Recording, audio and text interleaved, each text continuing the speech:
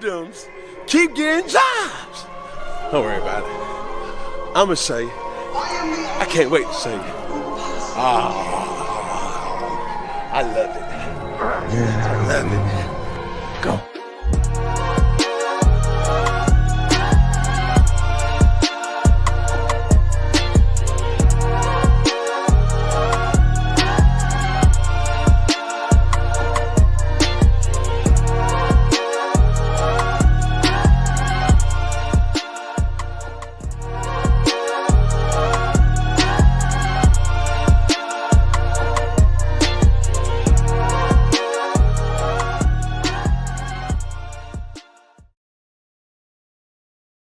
What's going on, ladies and gentlemen, and welcome to the NotBland Show, and I'm your host, Dujane Bland, and happy to be back for another Tuesday. It's been a great NFL weekend for some if your team's won, and not so great if your team's lost or looked really, really bad. Again, subscribe to the show. You know, we are brought to you by sportsjourney.com and Everything Nitro, and of course, we are sponsored by Drag Race Bracket Bonanza. We're off this week in drag racing, which I don't like. It's in the playoffs. We just need to keep the ball rolling. We'll see if this affects any teams that really had some momentum coming into the bye week, going to Vegas. Because, I mean, really, is it that far of a drive? They were in Dallas. They just have to go to Vegas. And then it's to Pomona for the finals. So, yeah, don't really like it, but hey, I guess it gives us a little time to regroup. If you're a Drag Race Bracket Bonanza fan, yeah, pretty interesting. And I want to say hi to my guy, Memphis Lonnie. He's in the building as usual. Appreciate you. Yeah, weird stuff with the Bucks. I'm going to ask Sergio about it. You know, I feel like the Falcons and the Bucks are kind of the same, one and the same there. And Scott, what's going on, man? Appreciate you, as always, tuning in, and we're going to go and have a word from our sponsor, and when we come back, we'll have our guy, Sergio Rodriguez, on the show. Drag racing fans, check out Drag Race Bracket Bonanza. It's the free, family-friendly fantasy bracket game. Now, after final qualifying at every national event, you can fill out your bracket for all the pro classes. It's free, easy to click on your picks. If you need some help, just hit the randomizer button to fill in the blanks. It's for fun, stay engaged, and pick your winners today.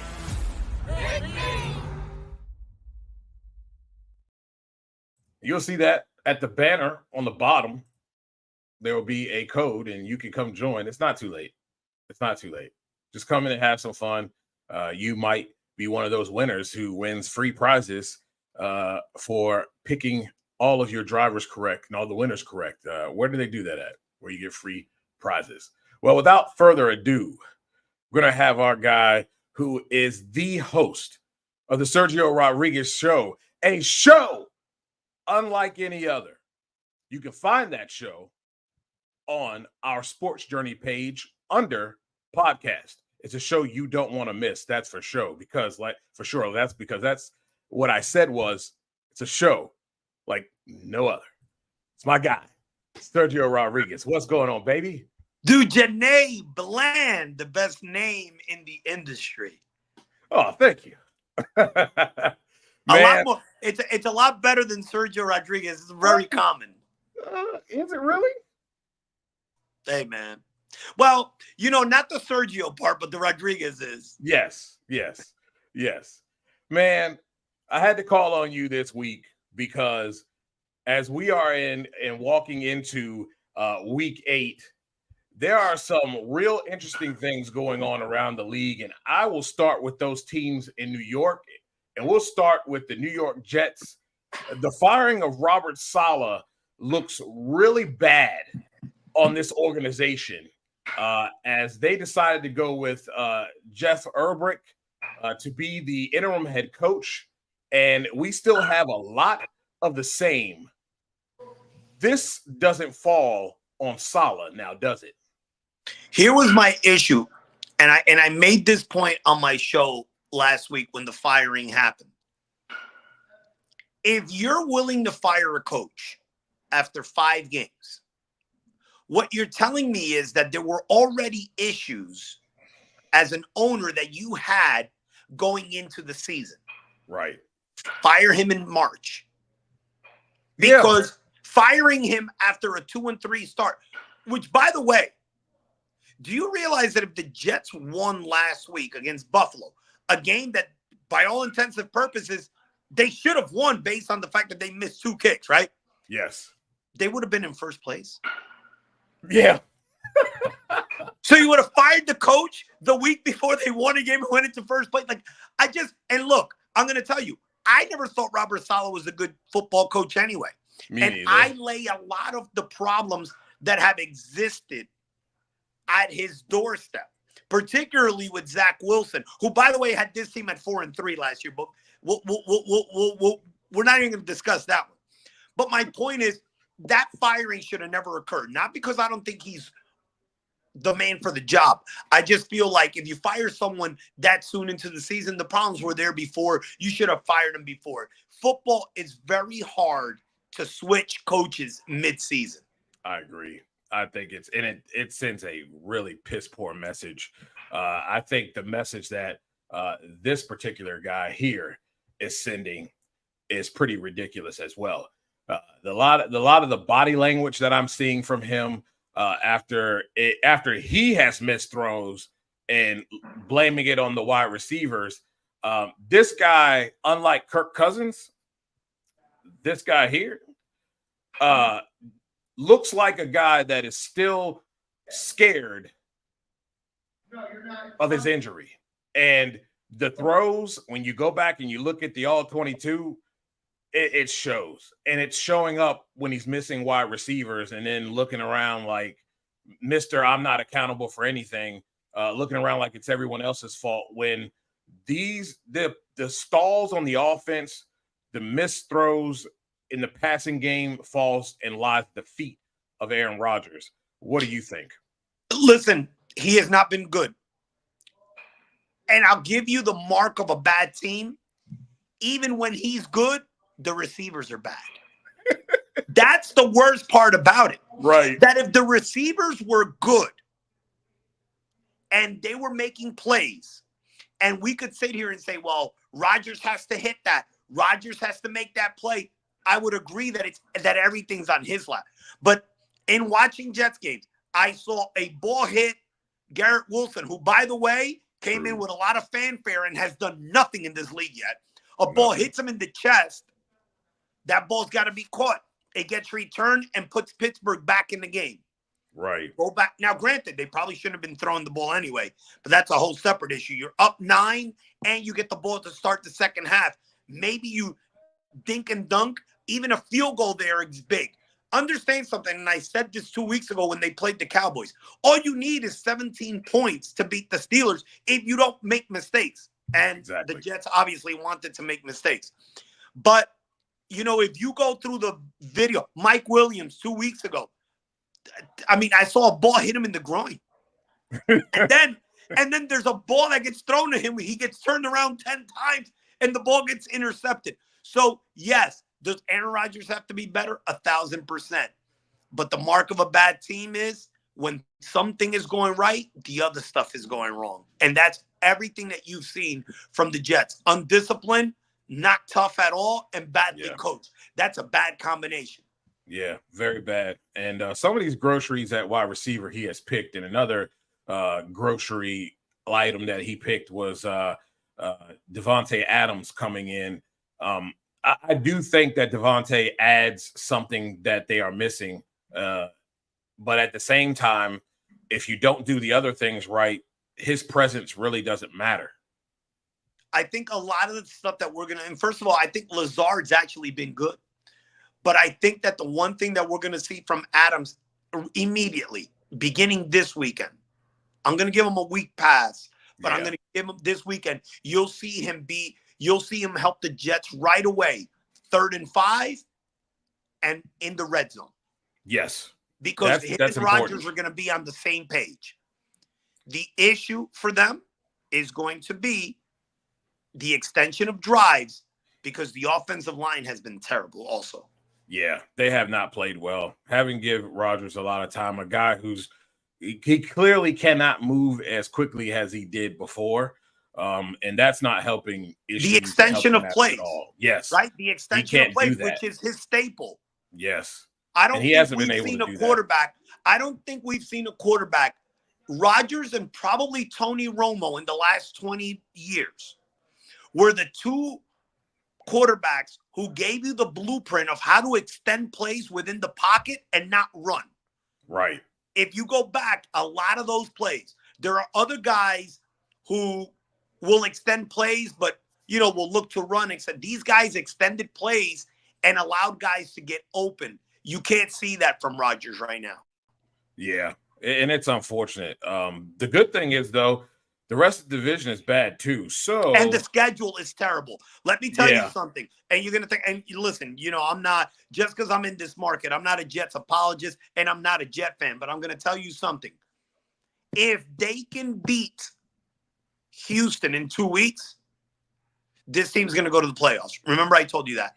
Because the schedule is terrible. The only team that they will play after Houston that's over 500 is Buffalo. That's wild. That's wild. And again, if you want to put the Colts in there right now because they're 4-3, that's fine. I don't think the Colts will be over 500 by the time they play them. Yeah, that's not a real 4-3 in my opinion, and Yeah. that's no shade on the Colts, but that's just calling it how I see it with no fluff. That's a fraud 4-win team right there.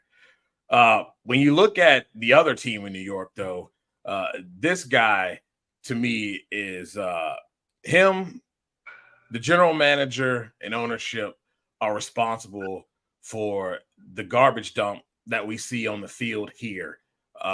Overpaying for a guy who everyone knew is a average, if at times below average quarterback.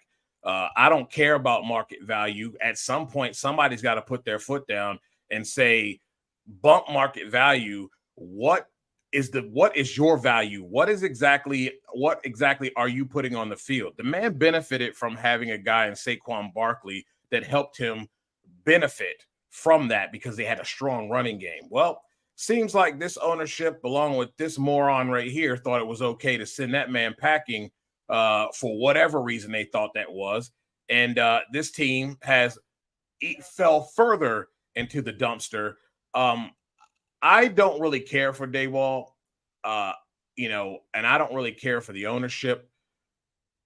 This has a lot to do with them and falls at their feet. This stuff is going to continue until they can rectify more so the running game and the quarterback position.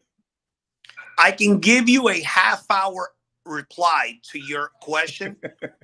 I'm going to give you a 1-minute reply that's going to give you everything you need to know about the Giants. Let me take you back 2 years ago. Schedule was the worst in the NFL. It was terrible. They won 9 games and got into the playoffs. Here's what Daboll did that year that was really good. He realized when he got here, the quarterback was garbage. He was garbage. But the quarterback had 1.5 skill. A, he could run. He was mobile. Yeah. And B, he can throw the ball within 15 yards. So what did they do? They started, everything was a rollout pass. They ran the ball with Barkley and they rolled them out. It was one read. If it's not there, tuck it and go. It limited the turnovers that he had been plagued with earlier. Okay. Good point. But now the Giants don't self-evaluate. The fans don't self-evaluate. What do they say? Oh, he's going to be good as soon as they get him weapons. No, you don't want weapons. Weapons are going to make you play from the pocket. Yep. There come the problems again with this guy. So they go out and they draft, again, on top of all the garbage we saw the Giants do last year. What do? They go draft a wide receiver this year. Now, I get it. Neighbors is good. I'm not saying he's not. But it's a toy you can't use. Yeah. You're force-feeding the guy 20 targets a game. It's not going to do nothing. You needed more offensive linemen. You needed a better ground game. You needed better defense, which, by the way, the pass rush is actually doing really well. But they do not get it right year after year. And listen, as a Cowboy fan, I love it because I could start the season every year 2-0. Exactly, because they're terrible. I feel like the team that's in this picture is also fraudulent, and it's only fraudulent because their head coach is horrific. He blames Brian Johnson, who's now with Washington, for their offensive deficiencies when he's the joke. Then he brings in another joke of an offensive coordinator who practically ruined the Los Angeles Chargers over to run his offense as if things were going to change. Track record is track record with Kellen Moore. This team ain't going anywhere. The entire division, to me, is flawed and bad. It's just that the difference between the Cowboys and the Eagles, with the Eagles, it's experience. Yes. With the Cowboys is playmakers. They'll make enough plays to beat all the bad quarterbacks. Right. The Eagles will make enough plays with their experience. Barkley, they've been there to beat all the bad quarterbacks. Washington, who's off to a 5-2, so let's be honest, Washington should have, under all intents and purposes, would have started 0-2. The Giants should have beat them if their kicker doesn't get hurt. Yep. Okay, so I'm not going to go too crazy with Washington off to this 5-2 start because, I mean, they lost to Tampa and they lost to the Ravens, the two decent teams that they've played. Everybody else that they've played is no good. I mean, they beat the Giants, a game they should have lost. They beat the Cardinals on the road. Yes. They beat the Bengals. Yes. They beat the Browns and they beat the Panthers. Now, would you give Washington the credit, though, that in the last 20 years, in games that they are supposed to go out and win, they are clearly the better team, that they have come in and have been unprepared. This year, Quinn and that staff has this team prepared. They come out, they went and took the Panthers out to the alley and gave them a back alley ass whooping. Dan Quinn has one thing as a coach that I just love. His guys play hard. Every time you watch him, whether it's as a defensive coordinator or as a head coach, that's number one. Number two, they have credible football playing at the quarterback position now. What I mean by that is he is able to extend plays with his leg and make plays with his legs on top of being on schedule on his throws. Yes. He's not a great thrower of the ball just yet, but he is a leader of men, and you could see it. And I think that those two things have Washington primed to make the playoffs this year right now. But the schedule is easy too. I mean, it's coming up. Now, granted, we don't know if he's going to play, if Daniels is going to play this weekend or not. But the Bears might be thinking the same thing, right? They feel like they win that game. Yeah. They're at the Giants, the Steelers, before they go on that run of having to play the Cowboys and the Giants, the Cowboys and Eagles. Yes. But their schedule's not very difficult, moving forward. And they're halfway to where they need to be, because I think 9 wins is going to get you into playoffs in the NFC, because the NFC quarterback play is just terrible outside of Goff and ironically, the number 1 draft pick that the Browns couldn't use, who's now in Tampa Bay and might be, before last night, was probably the MVP of the league. I think the quarterback play in the East in the NFC in general is just terrible. Yeah, it's not very good. It's probably Baker's going to suffer now that he's got 2 of his big guys out.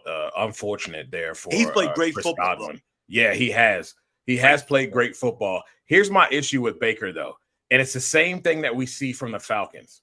Okay, in games that we would think that they would be competitive, it's kind of the Saints in this realm too.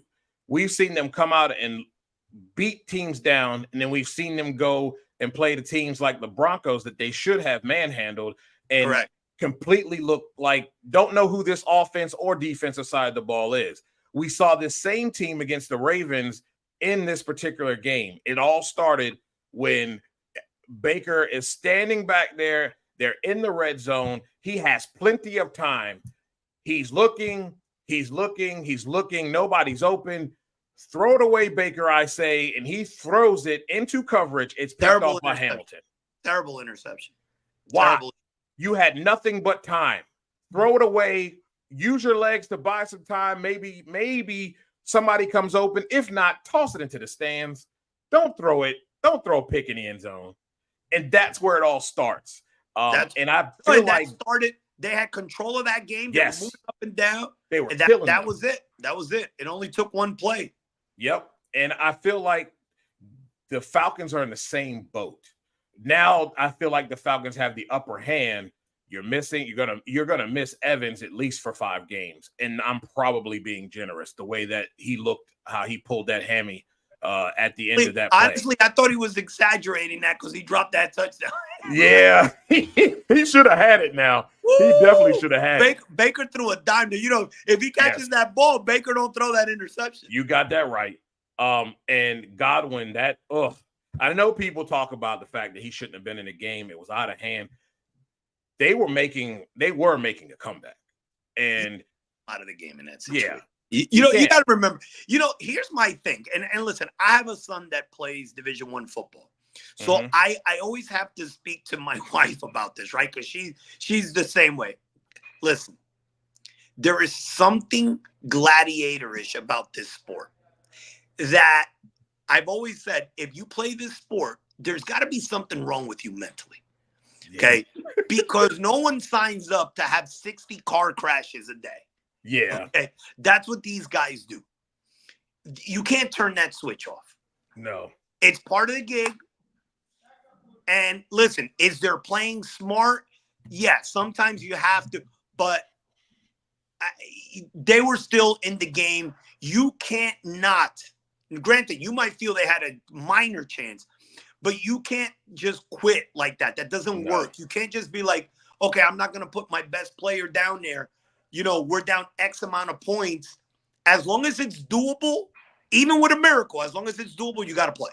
Yeah, I agree with you. I thought that we've seen the Ravens. The Ravens have done this against several good teams where they collapse in the fourth quarter.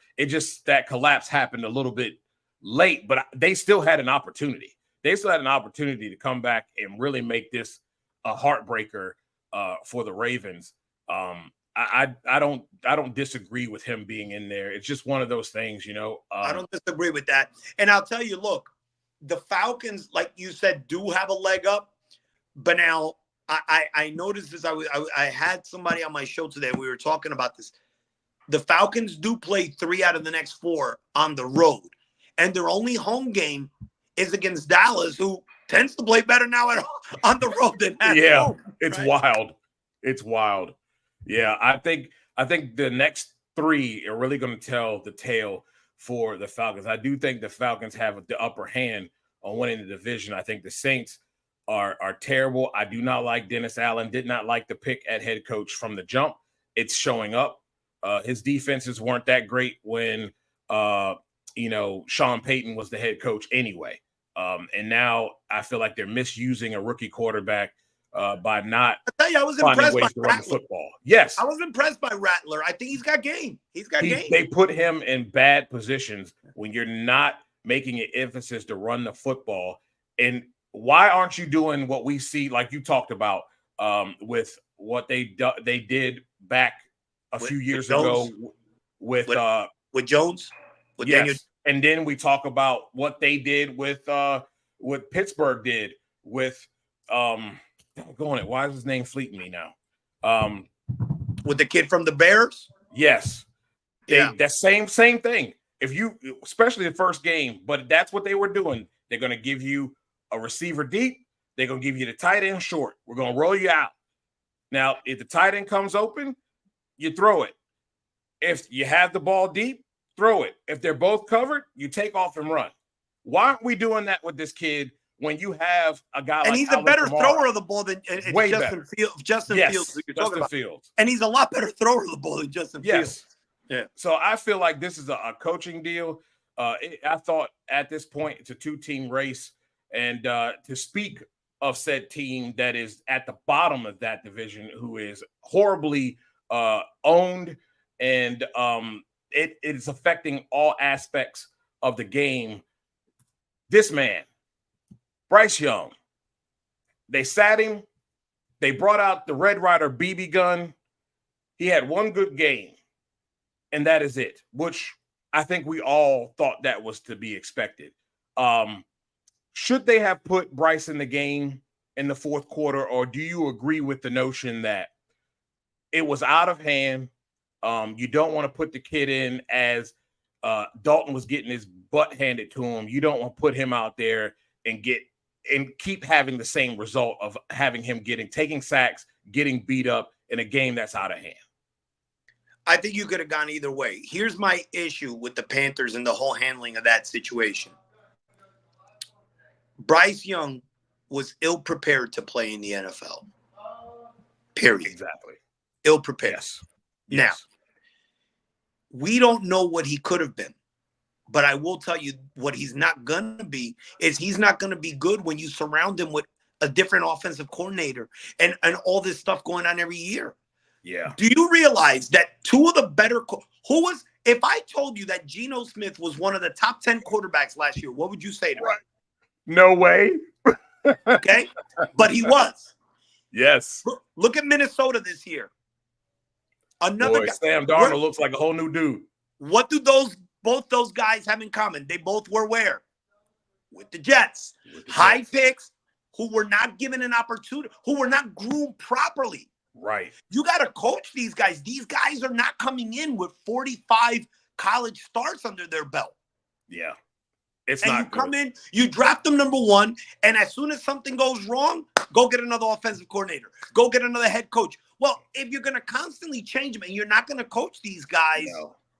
They never developed him in the first place. That's my biggest problem. They never developed this kid in the first place. And this notion of guys got to start coming out of college is a joke. I think the Falcons are going to absolutely benefit from Penix sitting behind Kirk Cousins. This kid, I think he was a steal of the draft, and I think he's going to be an exceptional quarterback when his number is called. They knew exactly what they were doing. I know a lot of people didn't like it, but if you've got a quarterback that you believe in, you hear all these people talk about, well, if that's your guy and you believe in it, then pick him. And then when they pick him, you bash them for it. Well, they don't plan on picking up there that high anymore. Raheem Morris said that. They're not looking to be up there anymore. They want to win ball games. They want to be in the playoffs. They want to be talked about in the Super Bowl conversation. And they went and did what they had to do when they knew they had a 35, 36-year-old quarterback that they have basically on a 2-year deal coming off of an Achilles injury. And that's an insurance policy. I don't blame them for that, but I think they're going to benefit from that as well. They ruined, I hope they didn't ruin Bryce Young, but we've seen this story before with many quarterbacks in the league. When you take that many hits, when you get beat up the way that he's been beat up, you no longer can see the field because you see the rush, even when it's not there. But Dujane, we don't have to go that far. Forget about guys that have played bad. How about Trey Lance? Trey Lance, they give him the job. They give it to him. Gave it to him. 2 games, he gets hurt. He comes back. He's no good anymore. Well, he was just a quarterback. He played 2 games. Yes. Now he's in Dallas, and he's a third stringer. In 2 years, he's out of the league. I just don't understand why, they just, it's and listen, Brock Purdy, he's done his job there, but it's not like Brock Purdy should be okay, here, the keys to the car either. Come on. Right. I agree. He's played well. They look a little shaky this year, especially with injuries, some pieces missing. Yes. The offseason set the bad tone for them. The holdouts. Yep. The left tackle holding out, Ayuk holding out. Now he's done. And they have been off rhythm and a lot of injuries. It's funny. I said to somebody that their window might have closed, and my nephew, who I actually said that to, brought up a good point. He said, that window's been open for 5-6 years, so nobody could feel bad for them. Right, exactly. Last question, Sergio. The NFC North has 4 teams that have winning records. do you see all 4 teams from that division making the playoffs, or will it just be top 2 in the NFC North? That's a great question. I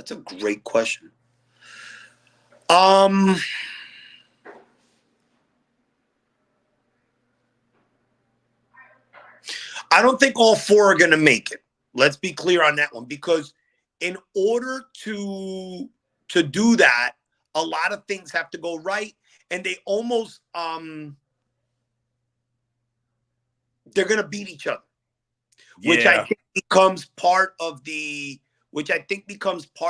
issue. You know, when you talk about that. We don't know where the teams are going to be in terms of injuries also down the road. Who do you think is going to win that division? I'm betting on the Lions winning the division. Stop right there. I picked the Lions to go to the Super Bowl. Now, the Vikings are off to an amazing start. They are. I would say both those guys are going to get in because, like I said before, I think 9 wins are going to get you into a playoff. Yeah. Okay. Now, Dallas and the Eagles, I believe, are going to get to 9 wins by default. Yeah. One of them's going to win the division. Washington's there in the mix. I'm going to tell you that they'll get a 3rd team in because of Green Bay. The Bears, Seattle, and the one team in the East that doesn't continue to trend will be out. Yeah. We talked about this on the Lake Lewis show. And do you think Washington's going to win that division? I want to say yes as of now, but here's my thing. As bad as the Cowboys are, and I think Jerry running his mouth, he's talking about the coach now with bad play selection, like he knows what he's talking about. I think that could cause some issues with the football team. I think there's some infighting going on, but we see all of this. And again, like you said, they play teams that are worse than they are, and they feast on those teams and end up getting wins. They win those games. Dujanay, football has taught me something in 49 years that I've been alive. The best quarterback always wins. Yeah. And look at the division can continue to play. If you look at division wins, it's always really, I'm going to tell you 9 out of 10 times the division's won by the best quarterback. And although I call him empty calorie Dak, and I think that he is basically just a guy who feasts on bad teams, he's still, in my opinion, the best quarterback in that division and better than Hurts. And I believe that he will find a way to win 9 or 10 games. So therefore, can Washington find another 5 wins? Let's see. They've got to get the Cowboys twice, in my opinion. Yeah. That's your team you got to beat. You either got to beat the Eagles twice or you got to beat the Cowboys twice. 100%. Because we already know what that does. Oh, it can be done, but we already know how that works, right? Dak running around in the backfield, throws a big play to CD or some unknown guy for touchdowns, and then here we are looking stupid because we allowed dumb plays because guys were out of position. So, that the secondary of Washington does kind of make me nervous a little bit. Their front 7 has been playing a lot better and getting pressure since Jonathan Allen has been removed because of injury. If they can continue that trend. I love the way they're running the ball. Yes, that's important. So we'll see. But like you said, I don't think as bad as the Cowboys are, that's one of those things you just can't count them out because they've proven it year after year after year after year. 0-3 at home. Cowboys struggle with that are 2-dimensional. Yeah. 2-dimensional teams. The Saints give them problems. Why? They could throw it and run it. Yep. The Lions. Who do they beat? The Giants, Cleveland, and the Browns. Why? They can't score past 17 points. Right. And they might struggle. And in today's game, the Cowboys have the ultimate weapon, too, in close games. The kicker. That's right. In a league where everyone hits 50-yard field goals like it's going out of style, they have a guy that gets from 65. Yeah, you can't. You got to keep them like on the 40 on the opposite side. If you want them not to make a field goal. 100%. So yeah, I like it. I do. So that's why they beat that. bad teams. They're not going to beat anybody good, and they'll be out of playoffs game 1. But that's what ends up happening. Yeah, I think that's where Washington could have the upper hand. They run the ball well. They pass the ball well. And Kingsbury is scheming up. He's cooking in the kitchen, I should say. Well, Sergio, man, it was a blast.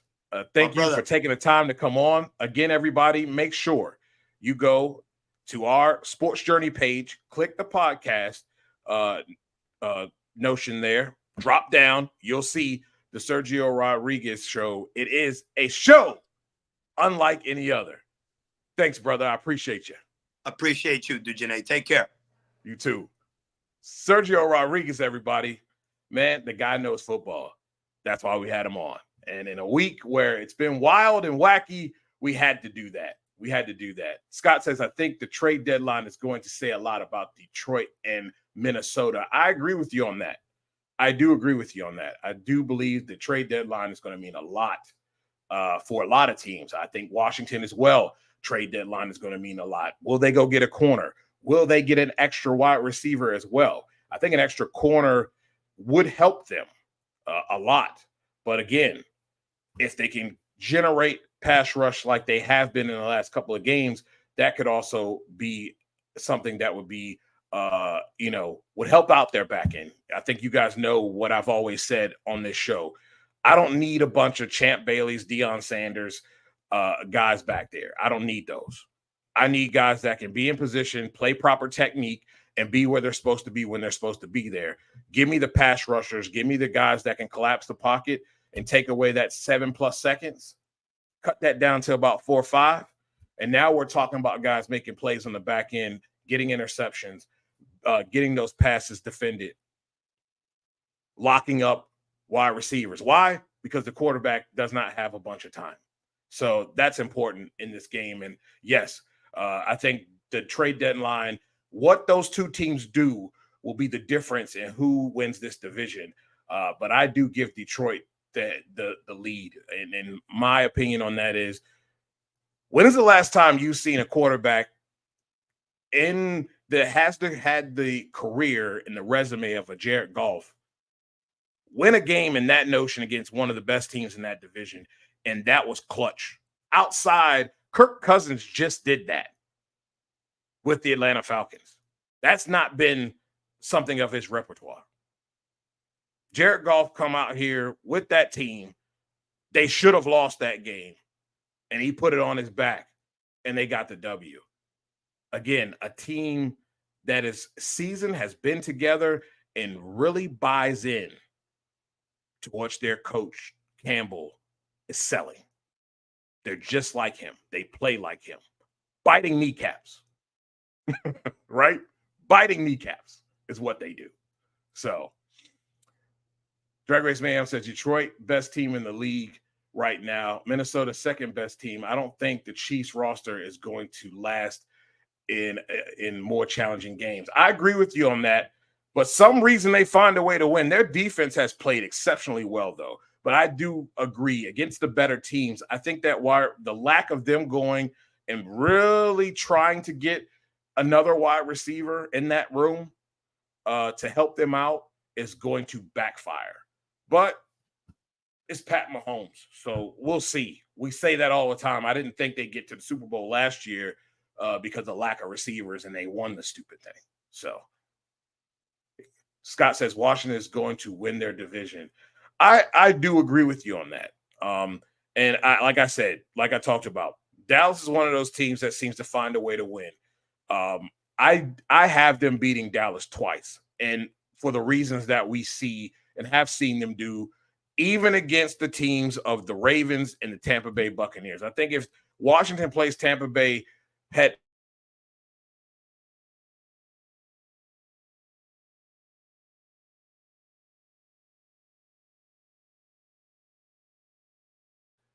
would have kept their defense off kilter. that's just what they do. It's very tough for what they do. I think the defense is progressing and getting better. We saw that in this Carolina game. You see Joe Witt Jr. doing a lot of things with Frankie Louvu, kind of having him in that Micah Parsons role, moving him around, moving a lot of guys around. So I think it's going to be fun. I think they are the best team in the division right now. I think they're better than the Eagles. They're better than the Cowboys. But the Eagles and Cowboys are going to feast on themselves, I think. It's just going to be a matter of who can come out on top on that. But I think they're both fraudulent when it comes to getting in the playoffs. And I don't know if Washington wins a playoff game. They might be able to steal one. But they're young. But where they are and where they're trending is huge. So that's important. Drag Race Mayhem says the Eagles need to win the division for my sake, or Dallas needs to lose more because nothing makes fans more happy than Dallas losing. Yeah, Washington fans are right there with you. Yeah, nothing makes more happy than them losing. Scott says Washington plays as a team. They do, and that's a credit to the coaching staff, and that's something that we don't see the other teams in that division doing very well. It is not very good. Well, we're going to go to a break. And then when we come back from this break, we are going to talk a little bit about the drag racing scene, about some of these leaders as we come into Vegas, which is loaded. We won't get too much into Vegas because we'll talk about that on Tuesday. We'll have Dave W. on the show, and we'll talk a lot about what's going to happen here and transpire in these last two races. So when we come back, we'll talk a little NHRA. Drag racing fans, check out Drag Race Bracket Bonanza. It's the free, family-friendly fantasy bracket game. Now, after final qualifying at every national event, you can fill out your bracket for all the pro classes. It's free, easy to click on your picks. If you need some help, just hit the randomizer button to fill in the blanks. It's for fun, stay engaged, and pick your winners today.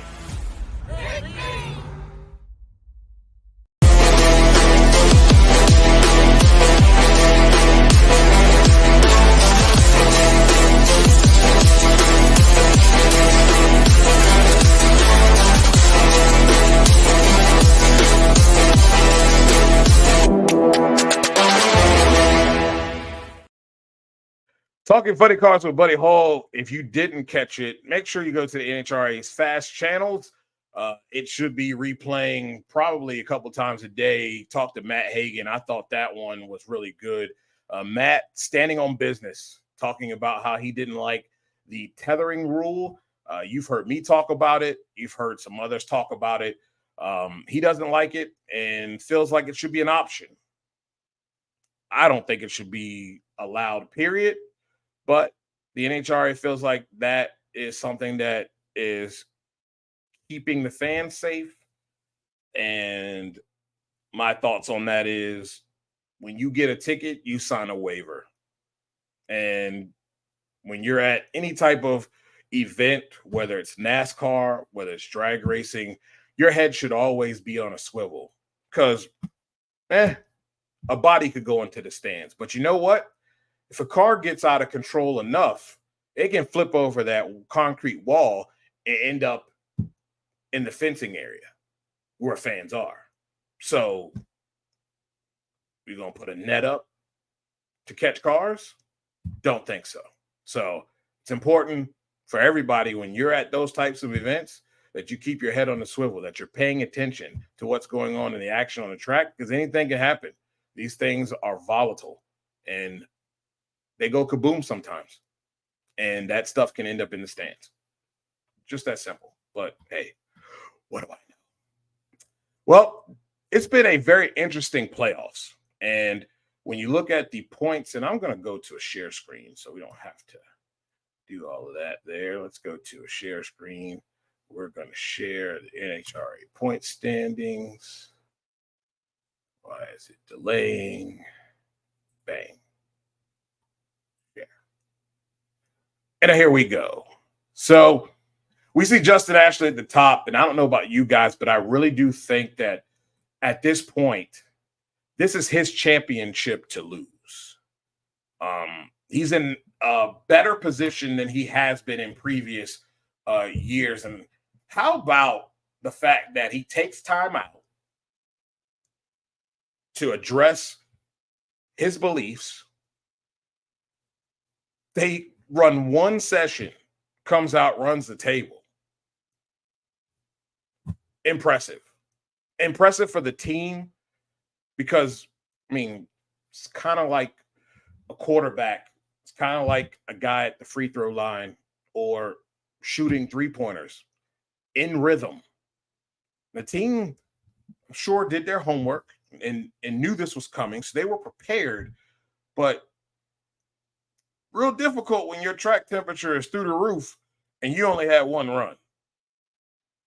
I thought they did an exceptional job. That takes a lot of homework and a lot of study, and they definitely studied.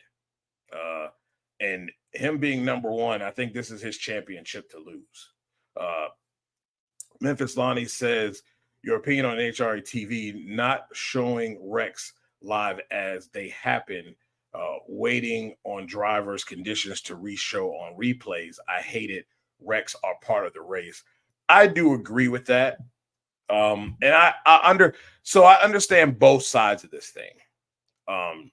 When I look back, and I had never seen it until and they played it on NHRA's Fast Channel of the race where Blaine Johnson passed away.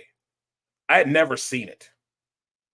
And after seeing it, I was like, oh my God. Because you knew there was no way he survived that. He was dead. And they actually showed the race after, kind of like what they did with Scott. It was kind of the same thing.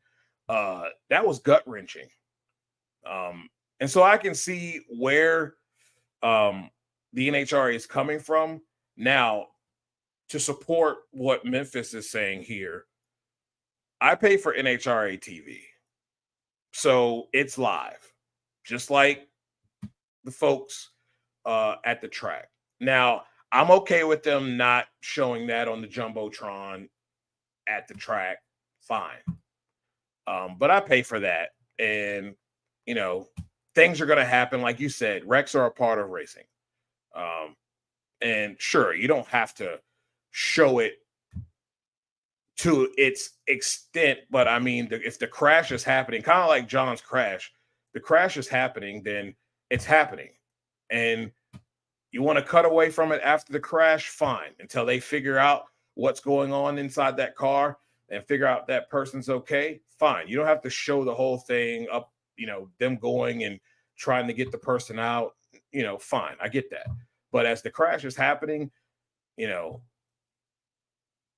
there's most of the time they're simple crashes. You don't see what we saw in the early 80s where we're burning funny cars to the ground, chassis and all. Guys are coming out sooted up, and I liken my vivid memory is Don Gay Jr. and that slam against the wall. He's putting down the track. Fire bottles blow up. Don Perdone comes over and gets the young man out, helps get the young man out because how hot that car was. He's lucky he was alive after that. I understand that part of it, but crashes are crashes. It's part of racing, and I agree with you. But I do understand their side. Drag Race Mayhem says, why would you want to possibly see an injured driver? I don't see why any race fans would really care to see that.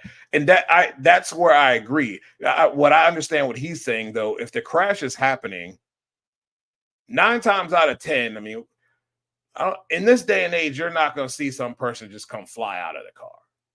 Okay? A crash is a crash. Do I want to see what's going on after that vehicle has stopped? Nah. Wait till we get some kind of, A-okay that this person's going to get out alive, and we're okay with that. Cutting the crash, though, I don't like that. I think it makes people very unnerved. And then the long period of wait is even more unnerving. I think everybody felt that after John's crash, although we saw most of that before they cut it. So I get what you're saying. Memphis said, I don't want to see ill will to any drivers, but it's part of the race agreement to race. Yeah. And again, that's why it's the same thing I say about the tethering, and it's a little different, but the same. Like, fans have to take responsibility as well. Like, you're basically, your ticket is a waiver. You get hurt, you can't sue. Like, you're the one standing behind the car in the directions of the pipe when they fire it up during warm-ups, and if it kicks a rod out and hits you in the skull, that's on you. You signed a waiver. And I don't recommend anybody standing behind those cars in the direction of the pipes. I don't do that. You're at your own risk on that. Memphis Lonnie says, I was in Memphis when Jerry Caventino crashed, and I thought he was dead. Yeah. Like I said, in today's cars, you don't really see. I don't want to say that because then we'll have something and then I'll eat my words. But these cars are darn safe. You know what I mean? They're very well built. They're not like what they were. And I don't want to even say in the 80s. I mean, the cars that we were driving before John's crash, where the car snapped completely in half, we're making that kind of horsepower on an outdated chassis. They had been doing that for a long time until that happened. And John just so happened to be the victim of that. And then they put their heads down and grind to make these cars safer, even after the incident with Eric Medlin, which was sad. My guy, Nitro Performance Guy, he's got to come back with a show, right? He's got to tell us about his experience at the Worldwide Technology Raceway, right? He's got to tell us about his experience. But he says, yeah, it's on all the grandstands too. Yeah. I mean, Skag people. Yep. Don't like that. I don't know if they've changed it a little bit, but Nicole Clark has talked about it. I've talked about it. I don't like those people standing on the starting line as close as they are to those cars. We've seen cars blow up at the head of the throttle on the starting line. Nothing good can come of that. If that happens and something comes leaking out of the pipes, I just don't want to see that. He says, I just missed Darrell Russell's crash by a day. I was at qualifying that day before that happened. And I'm going to tell you, I watched that live. I did not think Darrell Russell had passed away. It looked like an average, simple crash. It looked like something we've seen 1,000 times. I just thought, yep, maybe he got dinged up a little bit. He'll get out. He'll be fine. And he wasn't. Some things you see, you think is simple, and they don't turn out to be simple.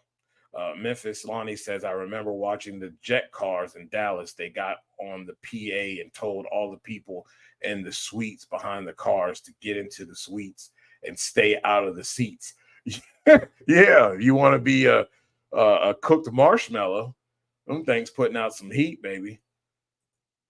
They are. But this points race here in Top Fuel is going to be interesting. I think this is a 3-car race. Potentially, you could see Steve Torrence. Tony Schumacher is legitimately still in it. Clay is legitimately still in it. Talking about when you get to Pomona points. Ashley's going to have to fall flat on his face. But I say that, and we saw people fall flat on their face, which we kind of thought would happen with the conditions there in Dallas. So it's going to be fun. Going to be fun there in Vegas. And I hear there's a lot of cars. We'll tell you that on next Tuesday's show. Funny car, Austin Prock at the number 1 spot. He stays at number 1. Whether he secures this and locks this up in Dallas, we'll see. Not 100% sure that happens. It may go into Pomona, but hey, the writing's on the wall. His name's on the trophy. They're just waiting to hand it to him. Simple as that. Pro Stock, Greg Anderson has an outside chance. For the life of me, will not count out the six-pack champ. And for that reason, we've seen her rise from the ashes and make things happen. She's got a long road to toe, but if she puts together a heck of a weekend in Vegas, it's going to put her in position to strike. But I believe this is going to come down to Pomona. We're going to have a great, great race. I think Top Fuel comes down to Pomona as well. So you're going to at least have two classes that are going to come down to the final race. And I think Pro Stock Bike will too, ultimately. As long as Matt doesn't have parts issues again, I'd stop buying those parts. Just that simple. You can't have a $15, $20 part keep continually shutting your bike down. At some point, I got to look at another manufacturer, at least through the rest of this playoffs. I'm not using them again. Love what I'm seeing from Dallas Glenn and Aaron Stanfield.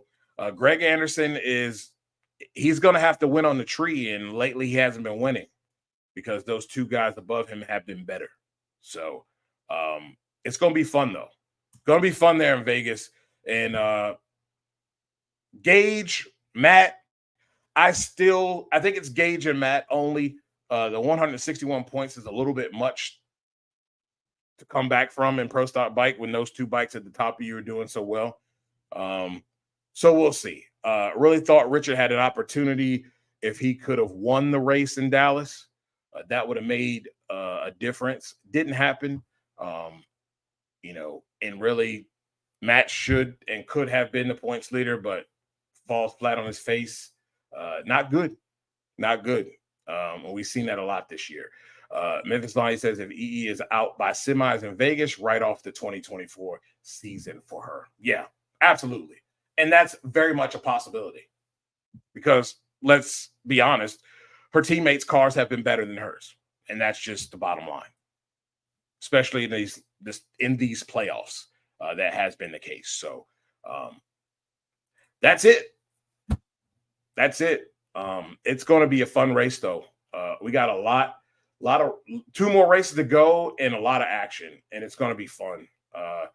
This is probably one of the best playoffs that we've ever experienced because we're going to at least have 2 or 3 categories come down to Pomona, and it won't be over by first round. That's going to be huge. I'm looking forward to the next 2 races, and with the plethora of cars that I'm seeing on the list, we could have some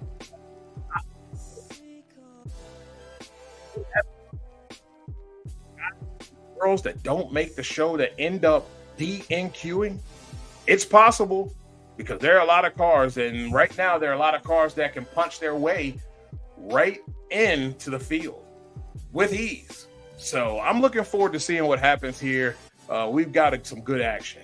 Again, thank you guys for tuning in. The Memphis Lonnies, the Scotts, the Drag Race Mayhems, all of you guys who even are watching behind the scenes and not commenting or watching this thing later. It's your support that helps this thing run, and it's the reason why we do this. We try to educate here, and I hope that we're doing that for you. Man, can you believe we only got 2 races left? 2 races left. We just started this season. Wow. Time flies. I'll be glad because I at least get a break from something. There's a lot going on, and even more sports started this week. Basketball, we got hockey. Man, a lot of stuff going on. Again, this has been the NotBland Show. I've been your host, Dujane Bland. If you're a Commanders fan or not a Commanders fan, listen to our post-game show live, Burgundy and Gold. It's on the Sports Journey page. Sports Journey is where you'll see my work as well. There's a lot going on there. We're covering the NFC South is what I do. So there are some that are covering the AFC as well. We talk a lot of football. So come check us out at sportsjourney.com. Again, thank you all. And until next time, good night, everybody.